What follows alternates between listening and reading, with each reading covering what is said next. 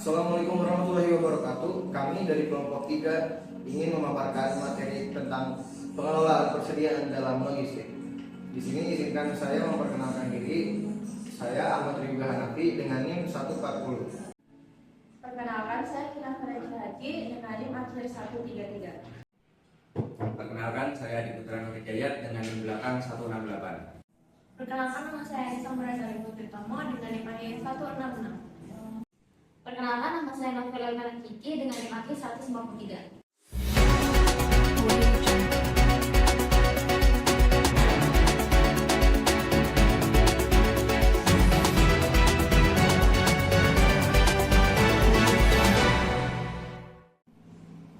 Keputusan tentang persediaan dipengaruhi oleh perbedaan antara responsivitas dan efisiensi. Untuk memenuhi permintaan yang dinamis, waktu yang singkat, variasi produk, inovasi, dan tingkat layanan yang tinggi, diperlukan persediaan yang besar. Terdapat dua strategi dalam menghadapi persaingan perusahaan. Yang pertama, yaitu strategi responsivitas. Jika perusahaan menggunakan strategi responsivitas, perusahaan akan berinvestasi lebih banyak dalam persediaan produk. Perusahaan juga dapat memenuhi permintaan konsumen dengan cepat dan juga mendadak. Yang kedua, yaitu strategi efisiensi. Sebaliknya, perusahaan dapat meningkatkan efisiensi dan mengurangi biaya dengan berkonsentrasi pada kepemimpinan biaya. Biaya persediaan adalah hal yang tidak dapat dihindarkan. Biaya persediaan harus tetap dilakukan karena kita tidak bisa menebak di masa yang akan datang.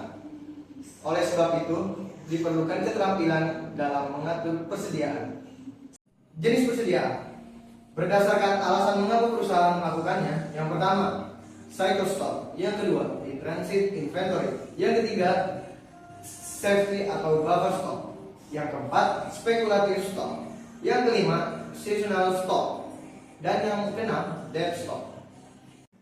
Pengelolaan persediaan memerlukan ongkos yang akan muncul pada struktur harga pokok penjualan serta pada ongkos langsung untuk persediaan bahan baku, untuk ongkos tidak langsung pada pabrik, untuk bahan penolong maupun persediaan barang dalam proses dan barang jadi. Persediaan juga memiliki nilai aset dalam bentuk persediaan bahan baku atau raw material, persediaan barang dalam proses atau work in process, maupun persediaan barang jadi finished good. Persediaan termasuk harta lancar yang menentukan kinerja keuangan, di mana perusahaan dapat mengukur tingkat likuiditas usahanya. Dari tabel penyusun harga pokok dapat diukur tingkat likuiditas perusahaan melalui ukuran current ratio, quick ratio, maupun inventory turnover. Namun besarnya ukuran likuiditas tersebut bukan merupakan ukuran baku untuk kegiatan bisnis, karena masih ada perilaku permintaan dan penjualan. Persediaan memiliki makna yang sangat strategis dalam organisasi, karena tanpa adanya persediaan, operasional suatu organisasi atau perusahaan tidak dapat berjalan dengan baik, sehingga harus direncanakan, dikendalikan, dan dikelola dengan bijaksana dan cermat. Sasaran pengelolaan persediaan adalah aset yang harus dikelola dengan cermat. Tujuan utamanya adalah untuk menghindari kehabisan stok dan surplus yang bisa berdampak buruk pada keuangan perusahaan. Namun ada pula tujuan utama dalam pengelolaan persediaan yang efektif. Yang pertama, mengurangi investasi persediaan. Persediaan memiliki peran penting dalam operasional bisnis. Penting bagi perusahaan mengelola persediaan yang baik. Jika persediaan dalam perusahaan terlalu banyak, hal ini akan berdampak negatif pada likuiditas perusahaan. Oleh karena itu, kita harus mengelola persediaan dengan bijak supaya jumlah persediaan tetap optimal namun tetap cukup untuk memenuhi kebutuhan perusahaan. Yang kedua, memaksimalkan pelayanan kepada pelanggan.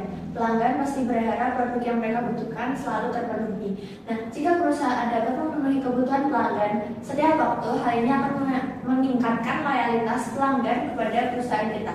Penting bagi perusahaan mengelola persediaan dengan baik supaya dapat memenuhi permintaan pelanggan sehingga tidak terjadi kehilangan order.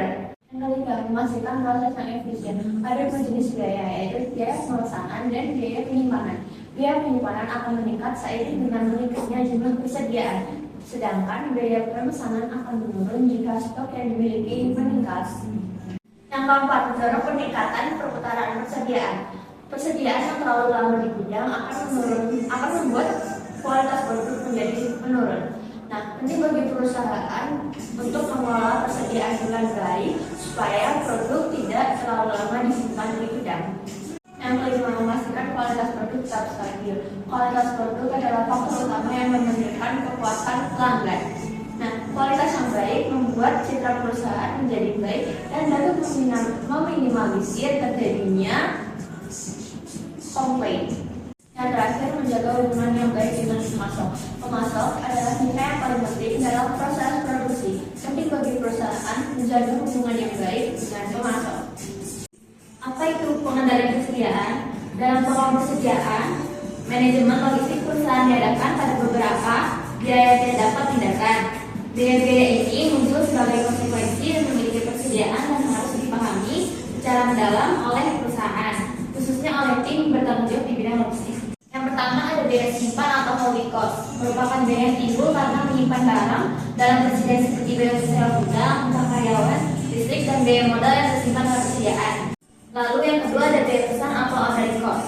Biaya ini terkait dengan proses pemesanan barang, termasuk biaya administrasi, transportasi, dan komunikasi. Jika perusahaan memesan dalam jumlah besar, biaya pesan per unit akan lebih rendah. Tapi jika pemesanan dilakukan dalam jumlah kecil dan sering, biaya pesan akan lebih tinggi. Lalu yang terakhir ada biaya kekurangan persediaan atau shortage cost, yaitu biaya ini muncul ketika persediaan tidak mencukupi untuk memenuhi permintaan dan dapat mengakibatkan terhentinya produksi atau tidak terpenuhinya permintaan pelanggan. Sekian pemaparan materi dari kelompok kami, kurang lebihnya mohon maaf. Wassalam.